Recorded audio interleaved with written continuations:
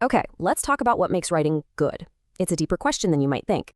So, good writing can be defined in two ways. Either it sounds good or its ideas are right. At first glance, these two things seem totally unrelated, right? Kind of like a car's speed and its color. But what if they're deeply connected?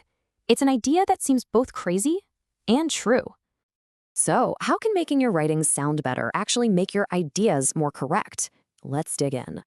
The first clue came from a totally random constraint, having to make a paragraph one line shorter. And you know what? The weird thing is this always made the writing better, every single time. This leads to a really cool analogy. Imagine you're shaking a bin full of random objects. As you shake it, the objects settle into a tighter fit.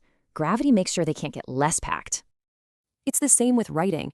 A writer just won't accept making an idea less true, so it only improves.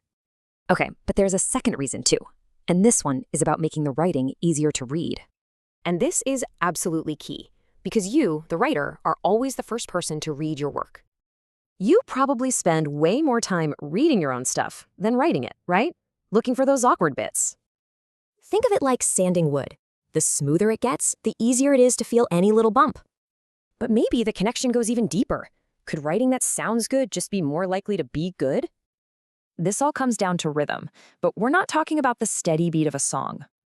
See, the rhythm in good writing is irregular. It has to match the shape of the actual thought. A good essay is basically a cleaned-up train of thought, and our thoughts have a natural rhythm. It's like they say about airplanes. If it looks good, it will fly well. It's not just for show. Okay, wait, what about liars? I mean, they can write beautifully and still be totally wrong, right? Of course they can, but to pull it off, they have to start with a lie and really commit. And here's the real connection. Good-sounding writing is more likely to be internally consistent, not necessarily true. For an honest writer, that consistency leads toward the truth. For a liar, it just holds the false story together. So, while beautiful writing isn't always true, if your writing sounds clumsy, your idea is probably flawed. So it leaves us with this thought. Next time you write, will you listen to your words?